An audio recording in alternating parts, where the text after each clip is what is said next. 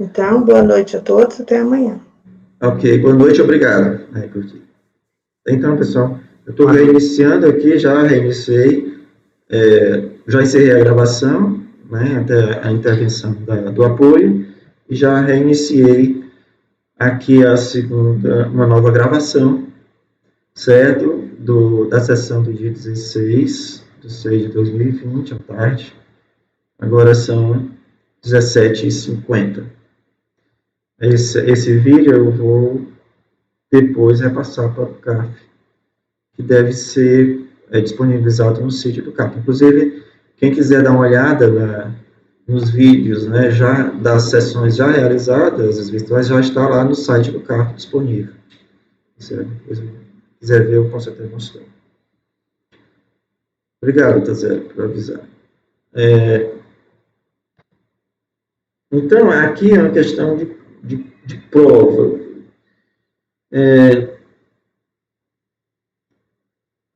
No caso de 2000, certo? Como a diligência olhou os documentos, olhou o DIF, olhou o que podia olhar.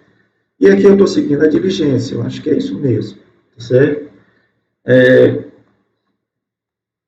Note que em 2000, se a gente voltar aqui na tabela, o contribuinte está pedindo 28 mil de fonte, a diligência só reconheceu 8.911.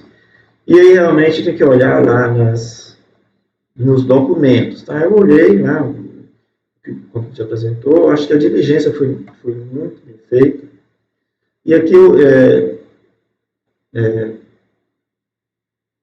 o fundamento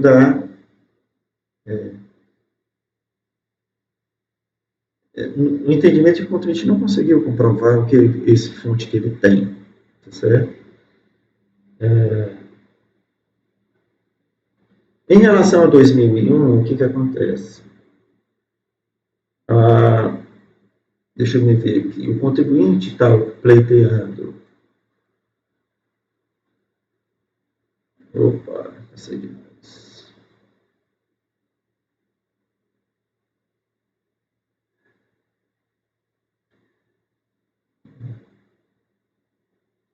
Aquela tabela lá da diligência. Em relação a 2001, o contribuinte está pedindo 65 de fonte, a DRJ deu 58 e a diligência está dando 44. Eu acho que a diligência aqui é que tem razão. Eu não sei como a DRJ achou esses 58, certo? Mas, assim, para evitar o reformação em pejas, eu estou reconhecendo os 58. Apesar de que as provas do processo, no meu entendimento, a diligência tem razão, que deveria ser só 44, certo? Pelas provas dos autos. E em relação a 2002, entendo que deve ser reconhecido o valor da diligência, que é superior do da DRJ. Um pouco, mas é superior, certo? Então, isso é fonte. E estimativas? O que acontece com as estimativas? O que acontece? Não foram aceitas todas as estimativas de 2000, de IPJ e de CSLL. Não foram reconhecidas todas as estimativas de 2001 foi reconhecido tudo, e de 2002 não foi reconhecido tudo, só 259. Lembrando que o que não foi reconhecido foi lá para a fonte, porque o contribuinte informou errado na DIPJ, certo? Então, vamos ver aqui o que tem sobre estimativa.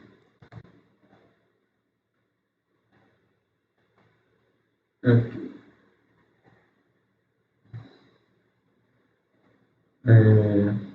O recorrente não questionou o valor reconhecido das estimativas em relação à contribuição social de 2000 e também não questionou o valor reconhecido das estimativas de imposto de renda de 2002, certo? 2002, que foi reduzido porque estava informado errado na DIPJ.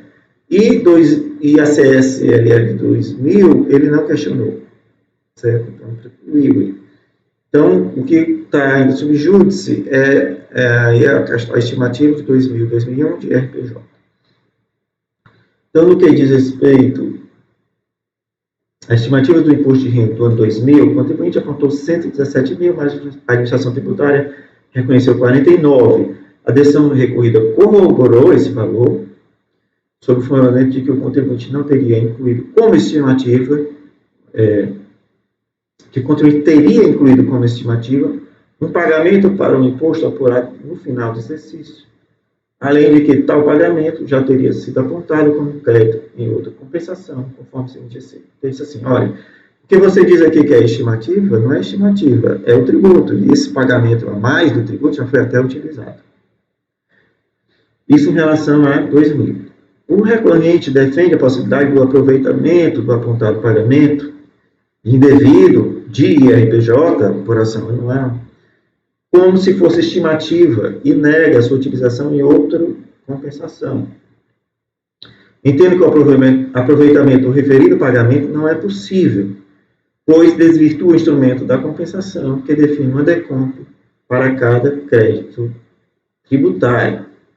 Na espécie, o contribuinte está tentando introduzir no alegado direito creditório, que é saldo negativo de IRPJ, um alegado direito creditório de pagamento indevido, ou seja, o contribuinte pretende fazer uma autocompensação sem decomp, quitando uma estimativa putativa, que não existe, com o pagamento alegadamente indevido do próprio tributo. Então, é uma mágica. Aí diz assim, ó, ele não fez, não existe essa estimativa, ele diz que existe, e está pagando, certo, com o alegado pagamento, uma compensação, uma autocompensação com o alegado pagamento indevido do tributo do próprio ano. Demais, o pagamento apontado refere-se ao próprio ano calendário do saldo negativo, ou seja, há aí uma retroalimentação, pois o pagamento somente se torna indevido e, assim, restituível quando não há tributo a pagar. E isso ocorre porque o próprio pagamento foi considerado como antecipação do tributo estimativo. Ou seja, seria devido como estimativa.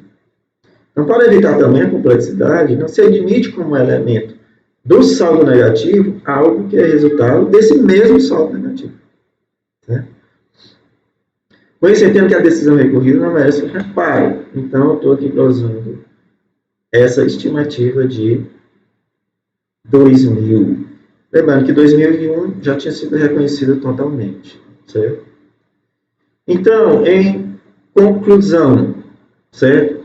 De tudo que o contribuinte pediu, não foi aceito o fonte, certo?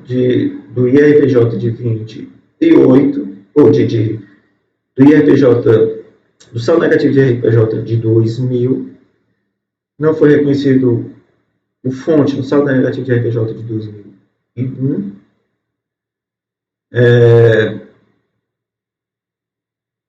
não foi reconhecido estimativa, total da estimativa de 2002, mas foi levado para o fonte, né? Mesmo assim, tem um saldo negativo a menor. O saldo negativo de CSL de 2000, o contribuinte já não questionou mais, e o de 2001 foi homologado. Então, com isso, voto no sentido de dar parcial provimento ao recurso voluntário para reconhecer em parte os direitos creditórios, conforme apontado na tabela acima, e homologar parcialmente as compensações até o limite dos correspondentes direitos creditórios reconhecidos. O voto. Debates. É um processo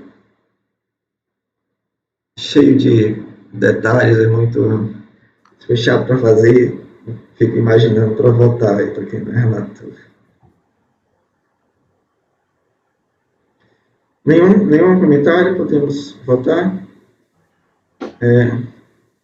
Deixa eu ver deixa eu botar aqui. Esse é o item 105. Alan? Então, presidente, bem trabalhoso realmente esse processo. Muitos detalhes, muitas questõezinhas fáticas. E que você acatou aqui o relatório de diligência em alguns pontos, outros pontos você viu que, na verdade, a decisão da DRJ já tinha sido mais benéfica, em outros ele já tinha considerado a questão de... Enfim, ele tinha, no caso do incentivo fiscal, ele tinha considerado a duplicidade. Então, você foi depurando essas questões aqui e me pareceu que, de uma maneira geral, está tudo ok, né? Então, por essa razão, eu acompanho. Presidente, realmente, esse tipo de processo você precisa se debruçar nas questões probatórias e o presidente e ora relator demonstrou que fez isso bem a fundo. Para mim, não tem nenhum motivo de divergência. Minha primeira dúvida era só em relação ao primeiro item, se o contribuinte poderia se beneficiar de eventual denúncia espontânea, mas como bem relatado, os fatos demonstram que ele pagou 4 anos depois, inclusive depois de ter sido cobrado, então já tinha declarado, inclusive o IR tem toda uma dedução fora dos ditames legais, então realmente ele perde a espontaneidade. Foi cirúrgico também na alocação dos valores, viu essa tentativa de alocar 2 vezes para o mesmo lugar que a diligência fez, e aí demonstra realmente toda a profundidade do trabalho. Parabenizo pelo voto, passou confiança no colegiado, é isso que a gente espera, e acompanho o relator. Obrigado. Lisandro? Acompanho o relator. Neudson, acompanho o relator, foi excelente mesmo. O que o Tozelli falou, toda potencial insegurança nos temas, se analisou um a um e até com bastante profundidade a diligência. Parabéns. Obrigado. Presidente, parabenizo pelo voto. E esses são um daqueles processos que você pega de perder-comp, você começa a analisar e fala onde eu entrei. O volume de documento, a questão probatória, se você não... E detalhe, se não mergulhar a fundo e analisar todos os detalhes, você não consegue sair desse processo. Sim, sim. É verdade. Então, parabéns pelo voto, ao qual eu acompanho. Obrigado. E Bárbara? Alexandre. Desculpe, Alexandre. Não, mas eu parabenizo o Neudson aí pelo trabalho hercúleo, né? Esse processo é chato, né? Vamos falar. Essa é a palavra. Acompanho o relator. Obrigado. Agora sim, Bárbara. Eu também acompanho o relator, presidente. Ok. Então, o resultado vou copiar isso aqui, dar provimento parcial nos termos do voto do relator por unanimidade. Só copiar aqui.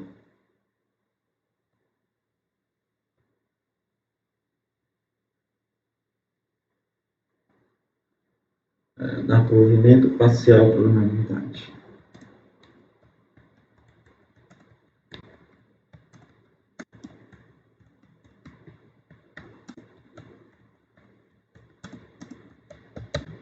Ok. Item 7.5 Magazine Luiza.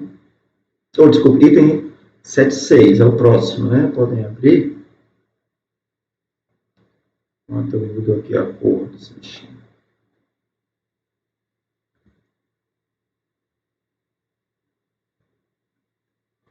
Deixa eu abrir aqui também.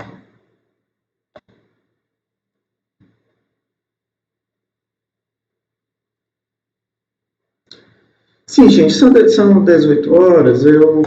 A gente. Como é que a gente faz? A gente para, a gente prossegue até que horas? Alguém tem alguma sugestão? Minha sugestão, presidente, é no máximo às 19 horas. Eu concordo. Eu concordo. Seria, inclusive, a minha sugestão. Tá certo?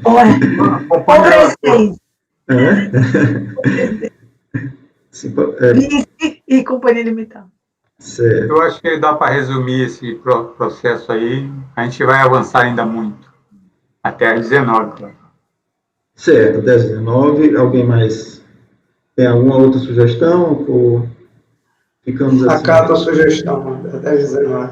Pronto, então às 19 a gente para. Eu acho que a gente, com certeza, vai dar para fazer esses dois aqui, são bem mais simples. Também acato. E talvez até o FG, né? Vamos lá. Então, vamos lá. 7,6. Poder da síntese, presidente, vamos lá.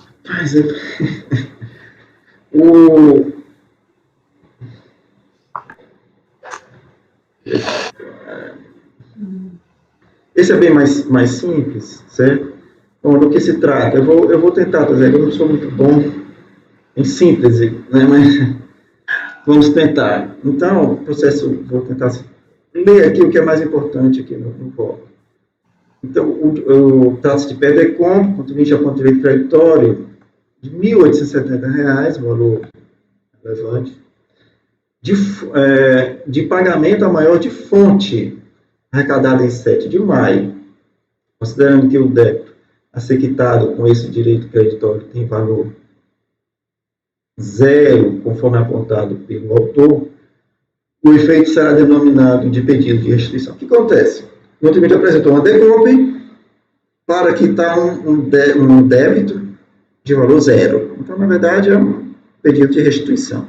Aí começou errando por aí, né? Preencheu errado, né, a DECOMP. Deixe-me...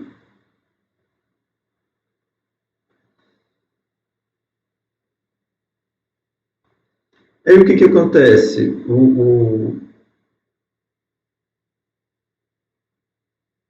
Deixa eu ver aqui. A administração tributária não reconheceu o direito creditório em razão de o pagamento estar totalmente alocado ao débito declarado pelo contribuinte. Certo? E aí o contribuinte disse que apresentou manifestação com 2 argumentos. Né, que a empresa não teve oportunidade, ele cessamento de defesa, que o pagamento indevido decorrente de recolhimento em duplicidade do fonte, devido sobre aluguel, né, dessa pessoa, Andréa Cristina P. Menciona que a anexação de planilhas demonstrativas e páginas de livro diário, tal. Por fim, requer a conversão do julgamento em diligência. Então, o que ele diz assim? Esse é um pagamento, já tinha sido pago, eu paguei de novo. E o pagamento aqui é em relação à fonte sobre aluguel pago para um empregado, o diretor, não sei, ou seja, é o salário indireto, remuneração indireta. Né? A gente está falando de fonte aqui, que originalmente não era da nossa sessão, né? Mas que deram esse presente aí para a gente. Então, a DRJ afastou a preliminar de nulidade, deferiu o pedido de diligência e considerou que as provas apresentadas pela impugnante eram insuficientes para demonstrar a legitimidade da DCTF retificadora. Então, teve aí uma DCTF retificadora, em que ele já não traz mais a declaração, já não traz mais aquela obrigação tributária do fonte. E na manifestação, no recurso voluntário, o contribuinte só repete as mesmas coisas. Cessamento de defesa, eu afasto, né, aí é só mesmo uma argumentação do contribuinte, mas o procedimento, no meu entender, é totalmente correto, ele não traz assim, um fato específico que demonstra, na minha opinião, ele não traz fato específico que demonstra esse cessamento de defesa.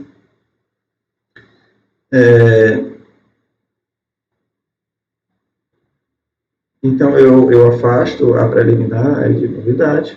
Em relação à prova, vamos ver aqui.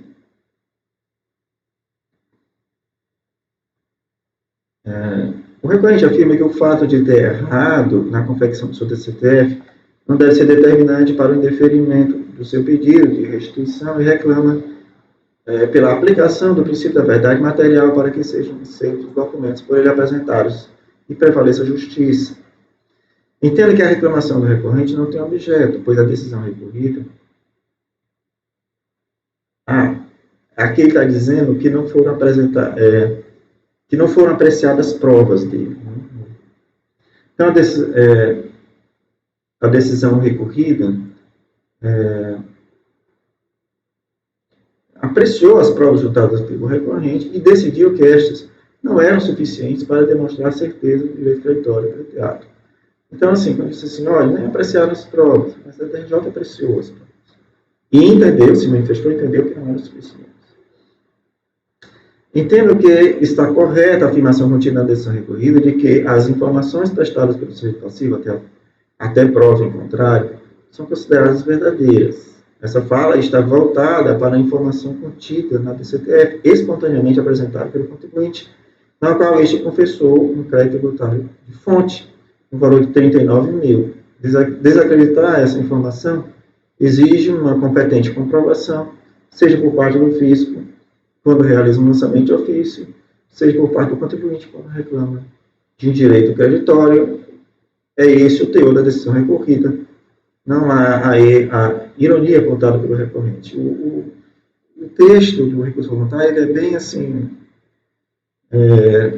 digamos assim, não é muito objetivo, ele traz mais uma retórica, certo?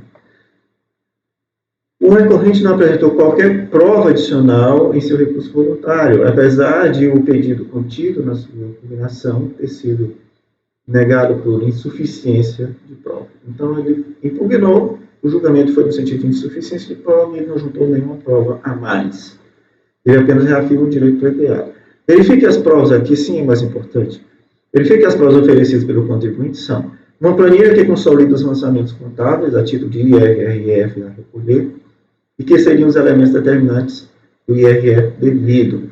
Cópia da página 94 do livro diário 832, cópia das páginas 294 e tais do livro diário 834, cópia das páginas tais e tais do livro diário 835, do mês de maio de 2003, e cópia das páginas 295 e 296 do livro diário 834, do mês de maio de 2003. O crédito tributário de fonte, cujo pagamento teria sido realizado a maior, é o da primeira semana de maio de 2003, ou seja, alcançando os dias 30 de abril, 1, 2, 3, 4, 5 e 6 de maio. Para verificar o valor devido de fonte correspondente, seria necessário verificar o livro diário que alcançasse todos esses dias. Os documentos apresentados pelo contribuinte não permitem essa verificação, pois as cópias apresentadas não são totalmente legíveis, de forma que é impossível verificar o dia de cada lançamento contábil.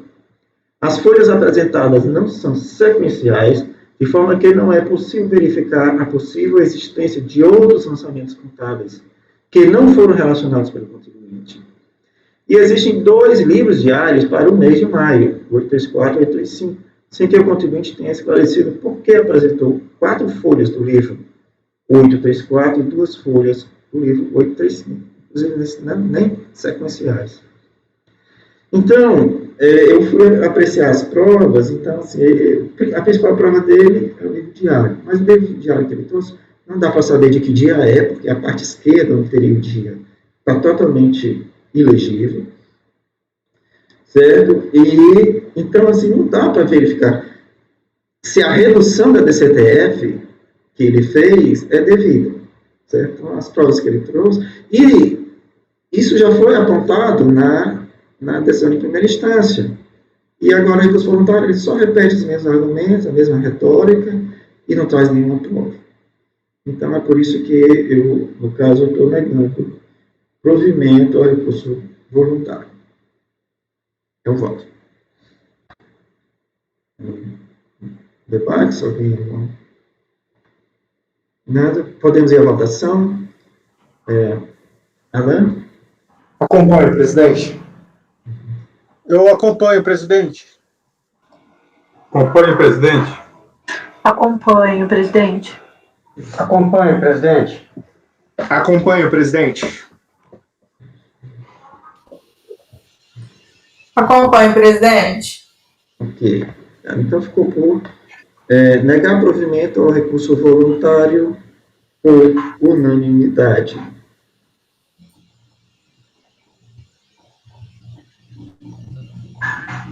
Este foi o item 7.6.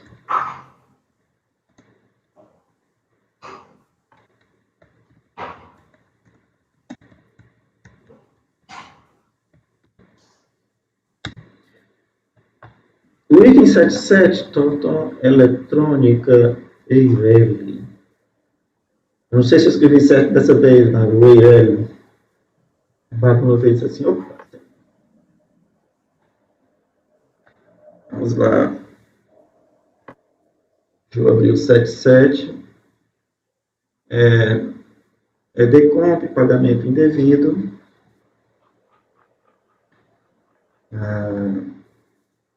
O direito creditório de 9.544. A título de pagamento indevido de fonte, também, código 1800. Qual teria sido recolhido em 30/11/2005, de DAF, no valor de 12.754. Então, o DAF é de 12.754. Ele está pedindo aqui 9.544, mas tem outra decomp para o restante, né?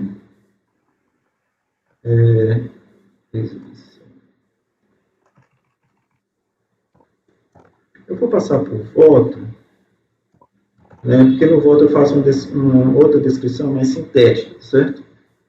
Então, o contribuinte apresentou a declaração de conta em que aponta crédito e pagamento devido, ou a maior de fonte. A administração tributária verificou que o pagamento não existia e intimou o contribuinte para que ele retificasse eventual erro na sua decomp, ou, caso contrário, comparecesse à unidade da Receita Federal para apresentar o correspondente DAF. Então, assim,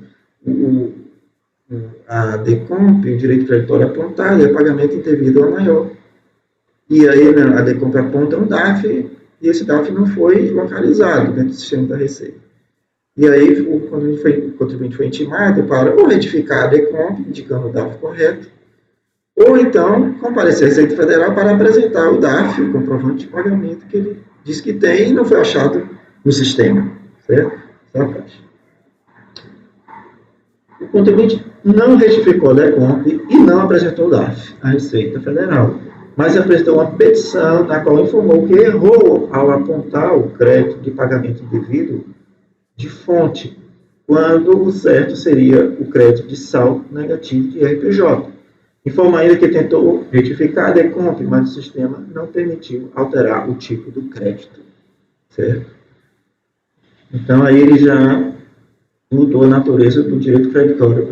A administração tributária não homologou a decomp e o contribuinte instaurou o presente contencioso, alegando que o sistema o impediu de retificar a sua decomp, que seu direito é legítimo, devendo ser privilegiado o princípio da verdade material. Então, ele diz o seguinte: opa, eu só não consertei, porque o sistema não permitiu eu retificar a decomp para alterar a natureza do direito creditório de pagamento indevido para saldo negativo, que realmente o sistema não permite. Essa turma de julgamento vem adotando o entendimento de que o erro no preenchimento de decomp pode ser superado em homenagem ao princípio da verdade material. Isso ocorre quando o erro é evidente, ou seja, não demanda um esforço probatório do recorrente. Por exemplo, quando há uma troca entre exercício saldo negativo e ano calendário do saldo negativo. O mesmo quando o erro não é evidente, mas o recorrente demonstra nos atos, por meio de provas, de que a realidade fática não é exatamente o que foi declarado no decomp.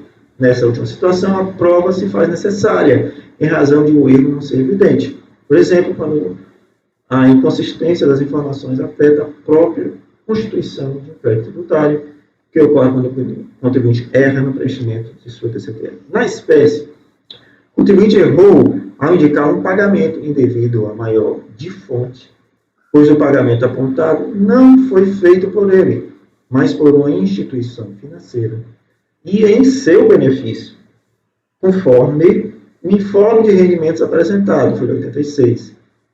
Parece-me evidente que a verdadeira vontade do contribuinte era aproveitar esse pagamento, mas a forma correta seria o saldo negativo do correspondente ano, conforme evidenciado pela sua DRPJ. Então, foi o que aconteceu. O contribuinte recebeu um comprovante de rendimento da instituição financeira, disse assim: opa, a instituição financeira recolheu esse fonte aqui, então eu vou pedir aqui pagamento indevido a maior desse fonte, e inventou um DAF. Certo? Para pedir isso. Na hora de preencher lá, botou os dados de um DAF lá que não existe. O erro assim, evidenciado levaria ao acolhimento parcial do pedido do recorrente, conforme o entendimento dessa turma. expressada em outros julgamentos. Todavia, na espécie, há uma situação que exige uma maior reflexão. A administração tributária, antes da não homologação do DECOMP, informou o contribuinte da inexistência do DAF e o intimou a adotar providências, verificação da DECOMP ou comprovação do pagamento. Diante da inexistência do pagamento, nenhuma dessas medidas era devida. Ou seja, não existia realmente pagamento. Então, ele não poderia dizer qual era o pagamento certo, nem poderia apresentar o DAF que ele teria pagado. Porque não existia mesmo. A única medida cabível seria cancelar a DECOMP de pagamento indevido, ou a maior, e apresentar nova DECOMP de saldo negativo, conforme apontado na decisão recorrida. Todavia, o contribuinte insistiu na retificação da DECOMP, o que não foi permitido pelo sistema, pois exigiria a alteração da natureza jurídica do direito creditório, ou seja, corresponderia ao novo pedido. Apesar de o indeferimento do pedido de retificação acima apontado ser razoável, ele não está estipulado na Instrução Normativa 600 de 2005. Adicionalmente, o cancelamento da referida DECOMP também seria indeferido, uma vez que o contribuinte já havia sido intimado para apresentar os documentos, nos termos do parágrafo único do artigo 62, a referida IEM. Ou seja, mesmo que ele não poderia retificar, porque ele já havia sido intimado, né? Então, não poderia retificar. O parágrafo único diz assim, o pedido de cancelamento da declaração de compensação será indeferido quando formalizado após intimação pela apresentação de documentos comprobatórios da compensação. Ou seja, ele estava ali numa situação que não tinha mais volta. Ele também não poderia cancelar. Assim, entendo que a única forma possível de reparação do erro do contribuinte é o presente processo administrativo. Então, ele ficou no limbo, certo? Devido ao erro, que eu acho que não é só formal, aí, é mais do que isso, ele ficou no limbo. Ele não poderia retificar a DECOMP, não poderia apresentar o DAF, porque ele existia, e não poderia cancelar a DECOMP. Certo? Por todo exposto, volto no sentido de dar parcial provimento ao recurso voluntário para reconhecer o erro material no preenchimento da DECOMP. Aqui eu acho que eu estou sendo bonzinho aqui com o contribuinte. Devendo a administração tributária aprovar a nova decisão, considerando que o crédito apontado é o saldo negativo de RPJ do ano 2005, conforme demonstrado nos presentes autos. Apesar de não ser um erro formal, de preenchimento, mas também, para mim, não é correto o contribuinte perder esse crédito que parece que ele tem. Né? Então, estou dando aqui uma pequena marretada aqui a favor do contribuinte. É o voto. Algum comentário? Nenhum? Podemos ir à votação? Alain? Acompanhe, presidente. Acompanha, presidente. Acompanhe, presidente. Acompanhe, presidente. Efigênia? Acompanha, presidente. Alexandre? Acompanhe, presidente. Então, Acompanhe, presidente. Bárbara, muito bem. Então, ficou assim. Vou copiar aqui. Ficou dar provimento parcial para voltar lá para a DRF. Deixa eu ver se é DRF mesmo. Deve administração tributária, certo? Deixa eu só colocar lá. A gente já pode, eu vou passar logo a palavra para o Efigênio, para ver aqueles processos da manhã. Acho que dá tempo talvez dê tempo de ver. O que você acha, Efigênio? Dá tempo? Certo. Então, já pode começar, enquanto eu anoto aqui. Posso começar? Por mim, pode. Tá. Qual item que é, Efigênio? Item 24. Posso? Pode sim. Por mim, Ok. Eu vou fazer um resumo para facilitar.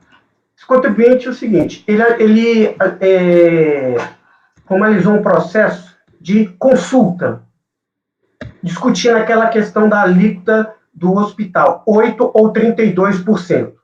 Tá certo? Ele formalizou um processo de consulta e aqui é importante a gente entender como que é a temática do processo de consulta.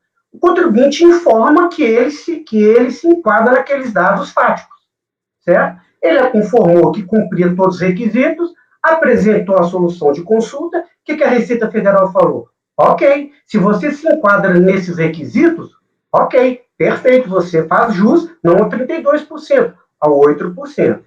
Perfeito? O que o contribuinte fez?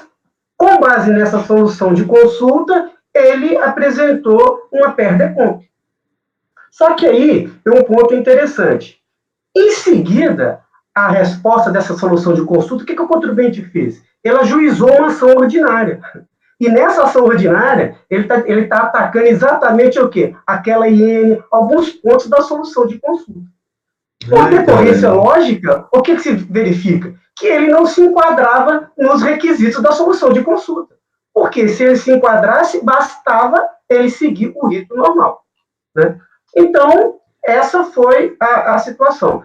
Aí, ele apresentou o PER-DECOMP, a autoridade local não homologou, por ausência de liquidez e certeza do direito creditório, né? A BRJ, na mesma linha, julgou improcedente a manifestação de conformidade. E aí, ele viu no recurso voluntário, o que ele vem dizendo? Que a solução de consulta no processo, que a solução de consulta, né, proferida pela Receita Federal naquele processo, né, ela reconheceu o direito dele de recolher 8% ao invés de 32%.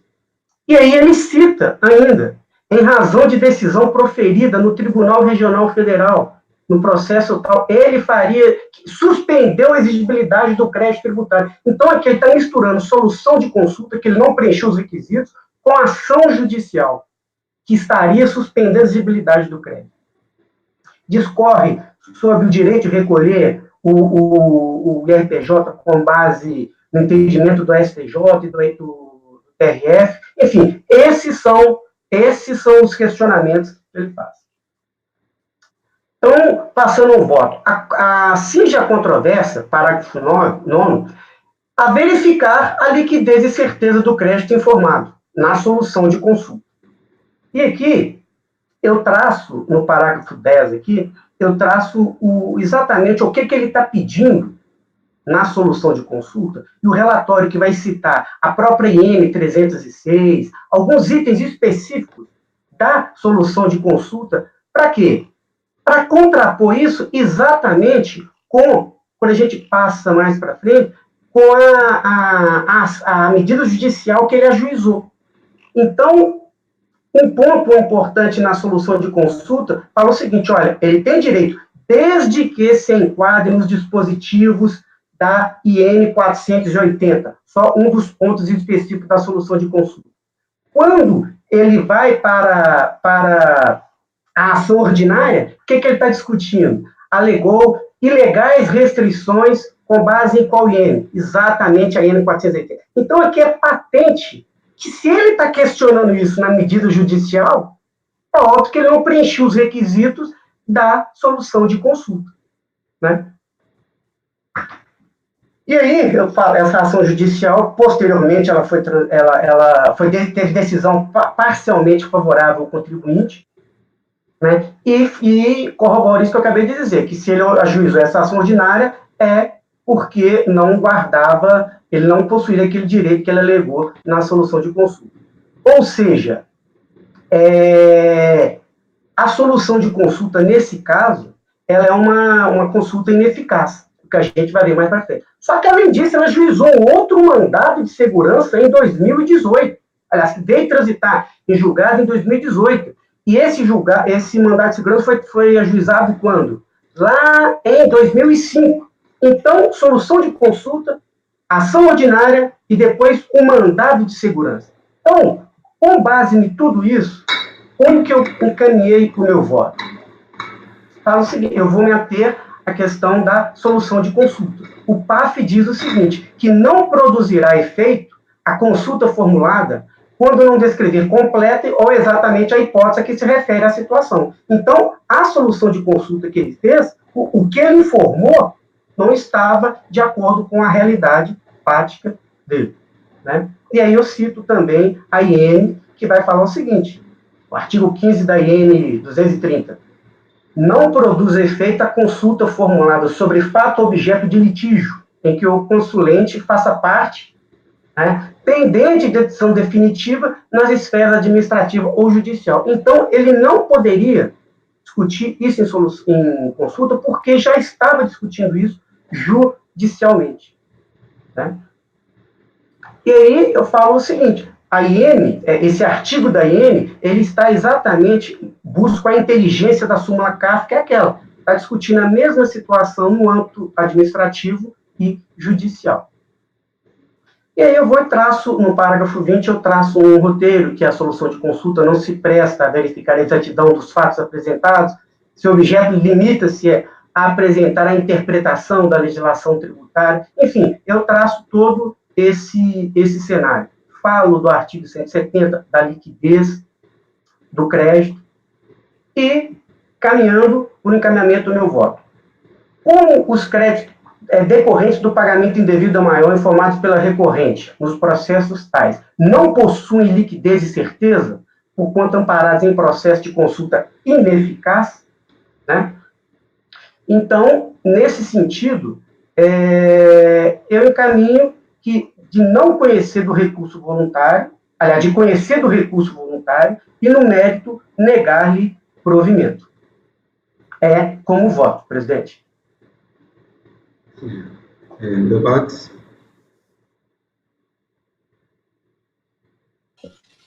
Só para... desculpa, eu levantei a mão física. Sim, pode falar.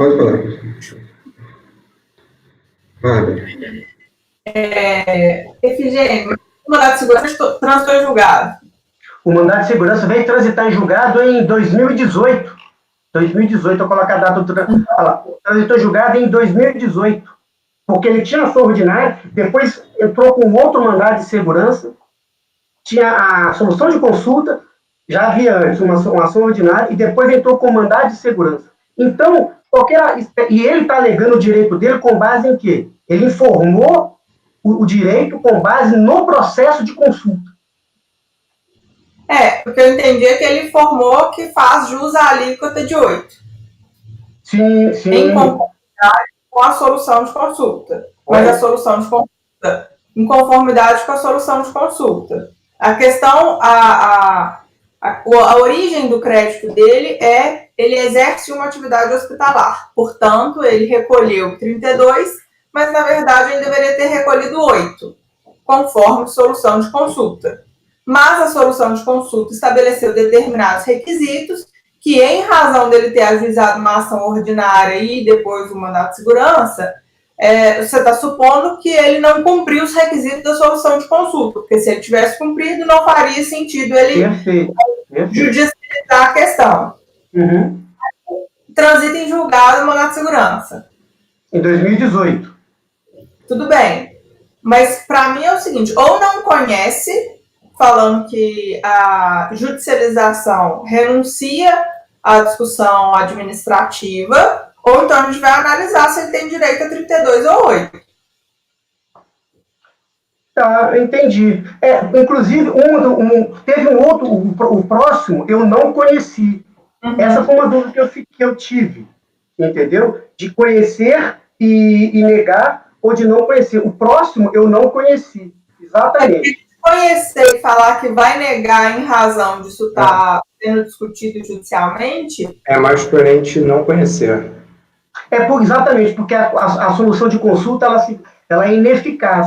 Então, se ela é ineficaz, o direito que ele está pleiteando com base nessa solução de consulta, ainda mais que eu tenho o fator da ação judicial... Mas, para mim, não importa a solução de consulta.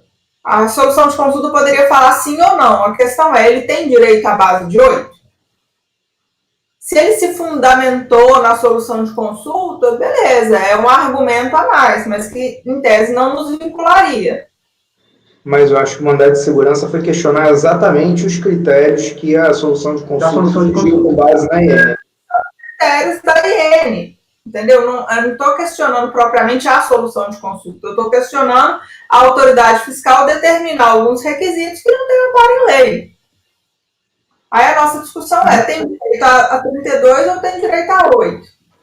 Não, então, nessa linha, eu até sei, o direito dele vai surgir em função da decisão judicial, que é uma outra situação, e não em função desse perder conta. E aí, quando transita julgado aquele direito, aí sim ele faz jus, não com base nessa deconta. Eu acho que eu volto no argumento da AGI da decisão anterior. Beleza, eu tenho trânsito em julgado agora, dando direito ao contribuinte optar pelo presumido na alíquota de 8.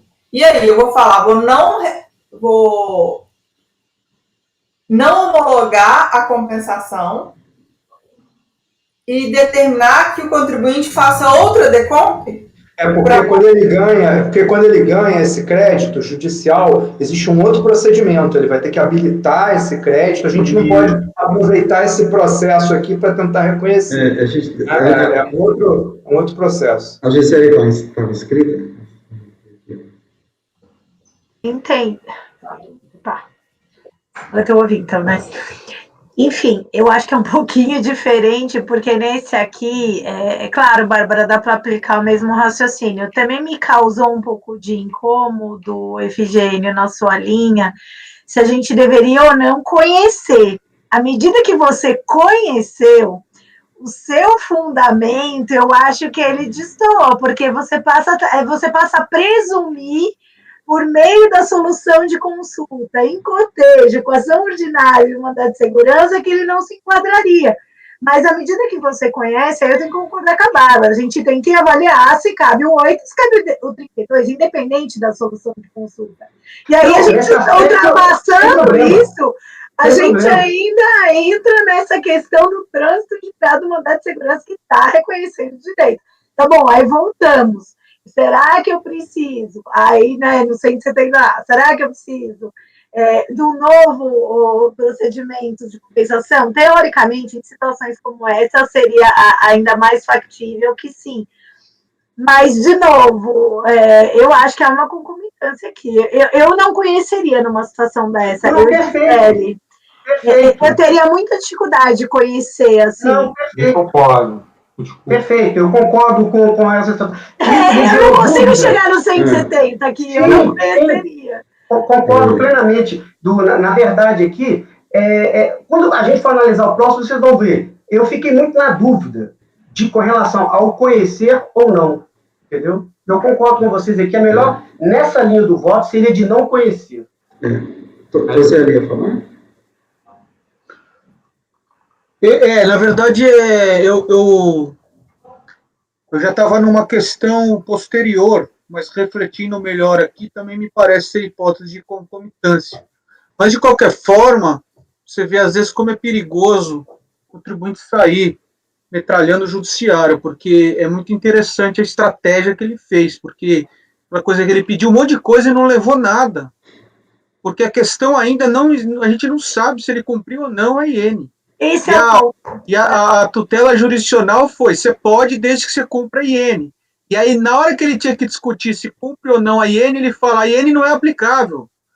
E aí ele vai para o judiciário e pede uma coisa nos termos da IN. Ou seja, ele foi mal instruído, mas antes de tudo disso, como bem alertou a conselheira Bárbara, reiterou a conselheira Gisele, é a questão da concomitância, porque se você for ver, o que nós estamos discutindo é exatamente o que foi objeto da ação judicial, se ele tem direito ou não a 8 ou 32. E a tutela que ele tem não dá liquidez certeza nenhuma, porque a tutela fala, não, você só tem direito a 8 se você cumprir a IN. Se você não cumprir a IN, você fica no 32. Cara, se eu sou eu, o que eu faço, meu? O advogado me devolve o dinheiro, eu vou começar tudo do zero. Ganhou, mas não levou. Exatamente. Ele pediu um monte de coisa e não levou nada. É terrível. Você vê como é importante você fazer a causa de pedir, e o pedido tem que ser muito bem pensado, porque aqui realmente ele movimentou a máquina inteira, né? Administração pública, o judiciário, 2 vezes, e não levou nada e ninguém sabe o que fazer, mas o fato é que a concomitância, para mim, Efigênio, ela existe. Então, eu não sei se você vai...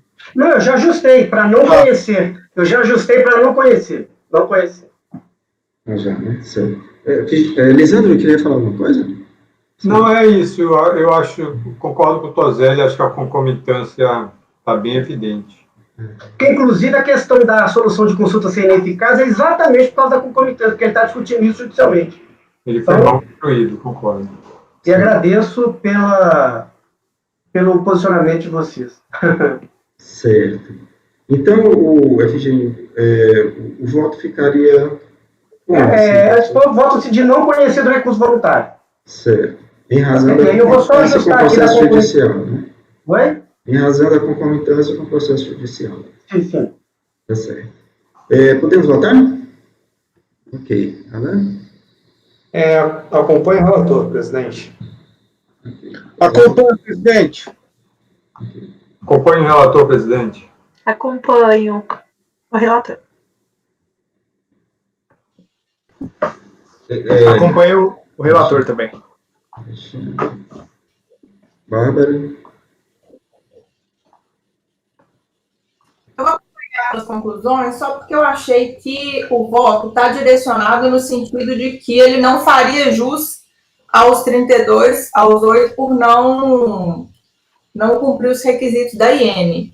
Então, como, para mim, é só o não cometimento, isso deve ser analisado em outro processo, e vou acompanhar pelas conclusões. Mas só um ponto, é porque também isso me incomodou, mas pelo que eu entendi, o Efigênio vai mudar, vai sair, não vai mais enfrentar o mérito. Questão da concomitância. E vai parar ali no não conhecimento, você não vai prosseguir na análise do crédito. Não vou entrar na análise não vou entrar na análise do crédito. Eu vou me focar na questão da concomitância. Não sei 8 ou 32, não. Não, negativo. Porque senão aí todo mundo iria pelas conclusões. Não. Mesmo porque eu não entro na questão do 8 ou 32, eu só cito ali o que ele discutiu na ação dele, mas não entro nesse meio. Só para esclarecer, o voto, como o relator falou, não conhecer do recurso voluntário em razão de concomitância do processo judicial.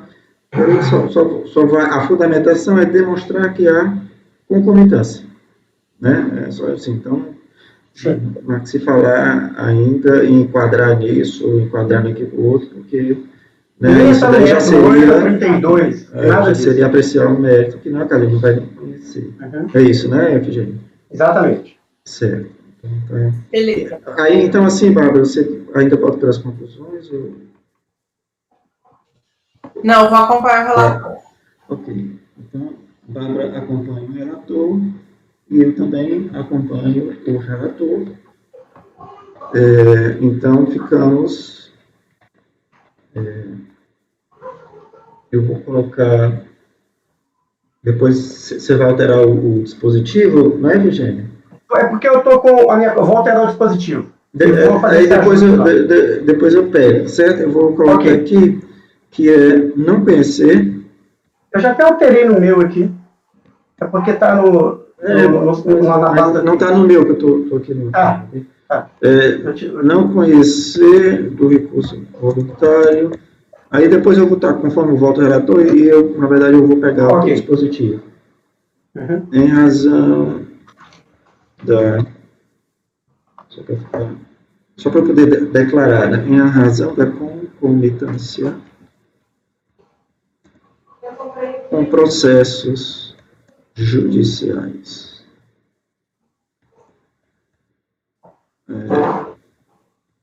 Conforme o voto do relator, eu vou colocar aqui dispositivo. Ok, esse foi o item 24. Dá tempo de jogar o 25, porque eu acho que ele é rápido, presidente. Então, vamos lá. Esse processo aqui é o seguinte: o contribuinte está compensando débitos, ele apresentou uma PRDComp, a declaração de compensação, só que é o seguinte, os débitos que ele está discutindo já foram analisados em outro processo administrativo, certo? Então, a gente pode até ir direto para o processo que já foi, inclusive, analisado por esse CAR. O que ele está discutindo, o mérito do débito, né, do crédito dele, já foi objeto. E aqui eu coloco no item 10 do processo, falo, olha, conforme consta do acordo proferido nos autos, o CAR finalizou os mesmos créditos pleiteados nesses autos, indeferiu o direito creditório. Eu coloco a ementa do julgado e depois eu transcrevo partes do processo onde citam os mesmos créditos, tá certo? Porque a ementa ela não traz esse detalhamento. Então, os mesmos créditos já foram analisados em outro processo, tá certo? E aí, com base nisso, esse processo que eu vou desenvolver um racional aqui com base no artigo 42 da 7235 e tal. E aí, com base, como já houve uma decisão administrativa definitiva, né? E aí eu não conheço desse recurso. Esse caso é aí que eu fui... Ele entrou na justiça também, né, Efigênio? Oi? Ele entrou na justiça também, parece, aqui, não tem uma notícia que ele entrou na justiça? Desse aqui, Lisandro? Além desse fato de ele já ter perdido no administrativo? Nesse aqui eu não me recordo. Que eu fui basicamente, que eu desenvolvi basicamente como ele já estava discutindo isso em outro processo judicial, em outro processo administrativo, com decisão final administrativa, né? Aí eu não conheci. Então, essa é a essência desse processo. Só uma dúvida, No item 4. como é que ele movimentou a máquina? Qual que é a origem desse processo? É uma compensação? Tá, aqui, ó.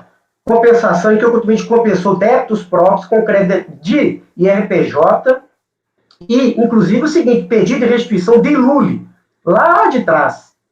Porque quando você faz pedido de matéria, é causa não declarada, não é? Sim, foi analisado isso, nesse relatório, no parecer conclusivo, ele fala, esse processo já foi analisado em outro processo, entendeu? E aí vinculou, explicou que estava naquele processo do CARF. Então, esse foi o X da questão. Nacional. Está no seu item 4 aí, Efigênio, no seu relatório. No item 4? Esse fato adicional que ele perdeu e entrou na justiça, ou seja, seria por 2 motivos para não conhecer. Ah, tá, ainda tem, eu citei aqui. Então, tá. Então, o X da questão, o principal aí, que administrativamente já foi julgado e analisado os mesmos créditos. Mas eu fiquei na dúvida. Não conhecer porque ele não poderia... É não conhecimento do recurso voluntário mesmo? Ô Nilton, essa foi essa parte que eu me debrucei, com base a justificativa do não conhecimento. Eu vou buscar o meu embasamento aqui.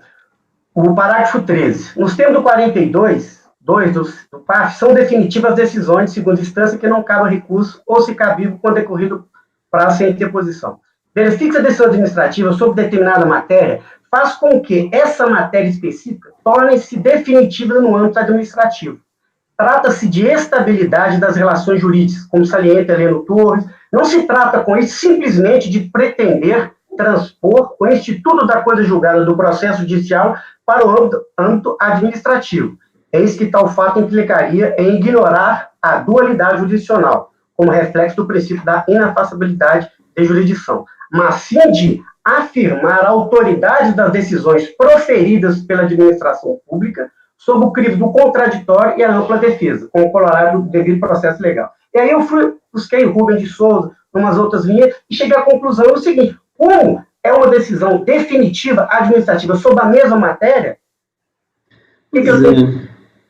eu acho que não é propriamente a mesma matéria, sabe? Porque assim, é outra declaração de compensação, não é? O crédito é o mesmo. O crédito é o mesmo, mas é outra declaração de compensação. São 2 declarações de compensações com o mesmo crédito. Não é isso? Sim. Mas provavelmente, né, não se sabe se... Podem ser outros débitos. Né? Eu acho que... porque eu acho que a preclusão por decisão definitiva é quando é o mesmo objeto. Ou seja, eu peço a mesma coisa. Nada é como eu estou pedindo o reconhecimento do crédito e a extinção do débito. Certo? Então, assim, eu acho que fica tudo... entendo que é cabível, né, você entende? Na medida que eu estou pedindo o mesmo crédito, certo? Mas o fato de ser outra deconta, que pode ter outros débitos, né, eu acho que esse casamento aí do objeto ele não é perfeito o suficiente para não conhecer, sabe? Olha, quando você tem... aí, seguindo, eu fui buscar na doutrina, embora não se possa, no parágrafo 15, a decisão administrativa possui um caráter de permanência que se coaduna com o princípio de os atos administrativos em matéria tributária serem atos de administração regrada e não discricionária. Nessa linha, a revisão somente seria permitida quando a questão de fundo, no caso, de se verificar modificação em um ou mais um dos pressupostos de identidade de pessoa, de causa ou de objeto. E aí, no caso, o que nós temos? Identidade de contribuinte, pedido e causa de pedir, em relação ao processo anterior. Foi nessa linha que eu segui. O pedido é um pouco, desculpa, o pedido é um pouco diferente porque ninguém sabe o que ele está querendo extinguir. Que débito ele está extinguindo. O pedido pode ser. Mas o crédito não é exatamente, entende? Igual aí, por isso que eu estou assim. Mas vamos lá, a Bárbara está inscrita, e depois o Alan, certo? E depois a Gisele. É só um esclarecimento de questão fática mesmo. Eu estou pedindo o mesmo crédito? Ou sobrou o crédito? Não, o mesmo crédito. Eu estou pedindo de novo? Sim, o mesmo crédito. É porque, como eu resumi... específico que eu não posso... Cortou, Bárbara, eu não entendi. Não, é porque eu acho que tem um dispositivo normativo que impede você pedir de novo o mesmo crédito que você já transmitiu uma deconta, entendeu? A não ser que tenha saldo residual daquele crédito. Não, isso é porque são créditos bem antigos. Nós estamos falando aqui de ano calendário 91, 92, 93, época do Ilúlio ainda. Isso é lá de trás. Ok. Tá. Ele está pedindo o mesmo crédito, não é saldo residual do crédito anterior. Olha, no item 11, eu transcrevo parte do acórdão em que ele cita os créditos que a gente pode confrontar no despacho, que está nos processos anteriores. Por isso que eu fiz questão de transcrever os débitos do processo, o trecho do processo do CARF. Alan? Completando aqui, o Efigênio me corrige se eu estiver equivocado. Me parece que esse processo nem era para ser processo, digamos assim, se julgar recurso e tal, porque esse crédito já foi analisado no outro. Então, às vezes acontece, tipo assim, à medida que você vai compensando o crédito com os débitos, você vai formando processos diferentes. Mas só é processo realmente aquele que está se discutindo o crédito. E às vezes calha de um desses outros processos, que não são processos, que são as compensações dos débitos, por acaso subirem para a DRJ e subirem para o CARF. Eu já peguei um assim. Né? Não sei se o caso é esse. Se eu estiver enganado, o Efigênio pode completar. E aí, nesse caso, a única coisa que cabe se fazer é pegar a decisão do processo do crédito e reproduzir nesse do processo do débito. Isso, às vezes, acontece porque um desses processos filhos, digamos assim, ele vai na frente do inicial, do mãe que tem o crédito. Aí, por isso que ele acaba subindo antes para a DRJ e para o CARF. Mas quando isso acontece, né, o que vai acontecer, enfim, coisa parecida, o que vai acontecer é que você só vai pegar e vai reproduzir como o Efigênio está fazendo, né? Se eu estiver enganado, o Efigênio... Alan, no item 3, no parágrafo 3 do relatório, quando eu coloco o parecer conclusivo e o despacho decisório, no item 3, logo acima do item 4, o despacho decisório, não homologar as compensações constantes das declarações das folhas tais e tais, tendo em vista que o direito creditório pretendido do interessado já foi analisado no processo administrativo, tendo sido o pleito do contribuinte indeferido. Perfeito. Ou seja, não cabe a gente analisar de novo. É o que eu estou falando. Esse processo que você está relatando não era para ser processo. Não era. Mas, às vezes, acontece de vir para a gente, como veio para você. Exatamente. Nesse caso, quando o processo do crédito ainda não foi julgado, no seu caso já foi julgado, aí é fácil, só você copiar e colar. Quando não é julgado, aí o que você faz? Você vai e pede, se esse processo estiver no CARF, você avoca a competência para você, e aí você julga o crédito e reproduz a decisão nos dois. No seu caso, a decisão já estava pronta, você só fez o certo, copiar e colar. Gisele? Efigênio, na hora que eu li, me causou uma certa estranheza o não conhecimento num primeiro momento, mas eu entendi, se aplicou a teoria da coisa julgada na esfera administrativa, uma vez que o crédito é completamente idêntico.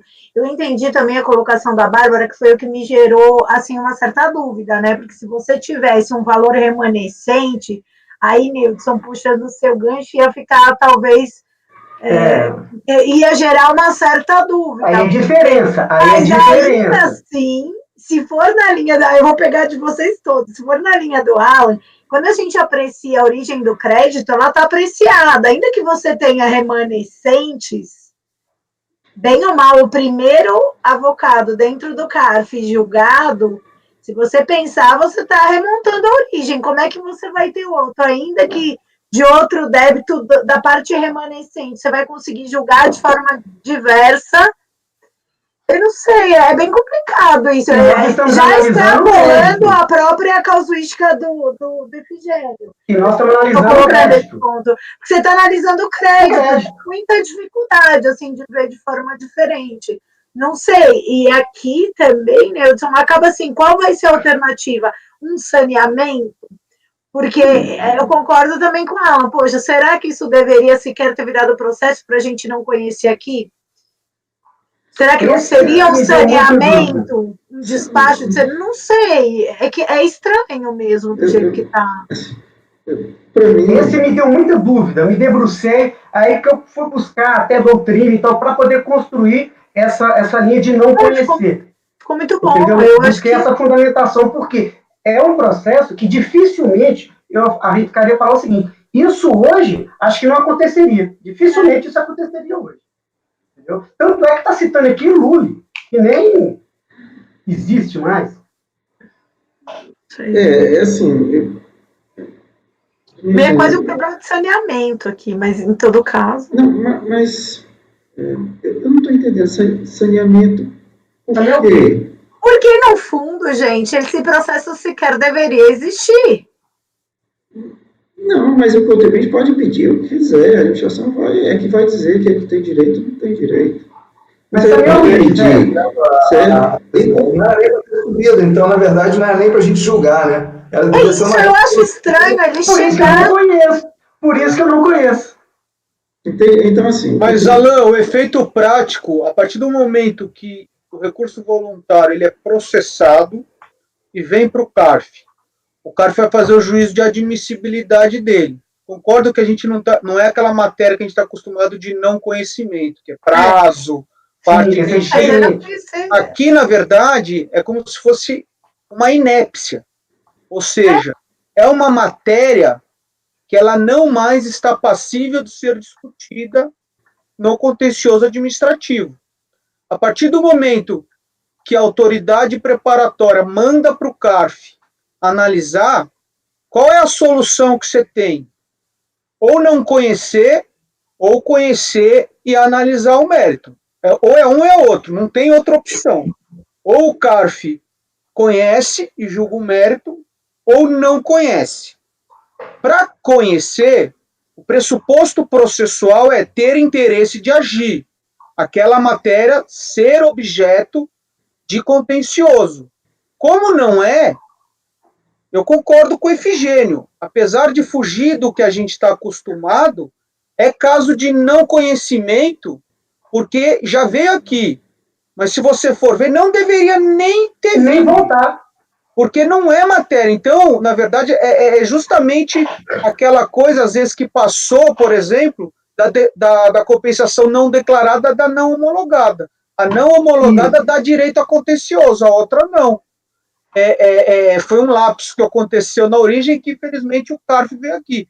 Então, assim, e também é uma discussão que é chover no molhado, porque o efeito prático de não conhecer do recurso, ou conhecer do recurso e negar ele no mérito, é exatamente o mesmo, ou seja, o contribuinte não vai ver aquele direito que ele disse que ter reconhecido. Nós estamos negando o direito. E aqui é mais ainda, nós estamos negando o direito de discutir o direito. Pois é. Porque não pode, entendeu? Então eu acho que dá para sim, Efigênio, para enquadrar como não conhecido. Sim. Olha, esse foi o que me gerou, talvez em função disso, aquele outro eu acabei confundindo, mas esse me gerou muita dúvida mesmo. E aí, debrucei, li, pesquisei, a melhor saída que eu encontrei, a melhor saída foi essa. Aquele outro anterior, por isso que eu falei, concordo com vocês, agradeço pelo ajuste, certo? Agora, esse aqui, eu tentei de todas as formas, olha, para mim, o que se amoldou melhor, porque é uma situação atípica,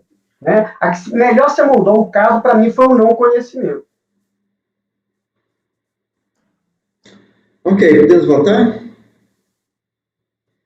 Alan? Acompanhe o relator, presidente. Acompanhe, presidente. Acompanhe, presidente. Acompanhe, presidente. Excelente, Efigênio. Acompanhe o relator.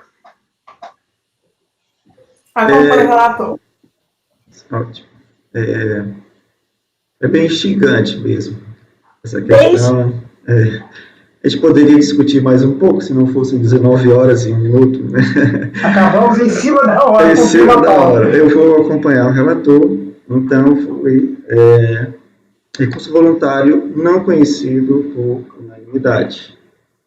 Eu confesso que é o seguinte, se eu não achasse essa luz na doutrina para poder me encaminhar, eu ia ter que buscar uma outra solução. Então, eu achei algumas coisas que consegui moldar e encaixar, né, dentro desse caso.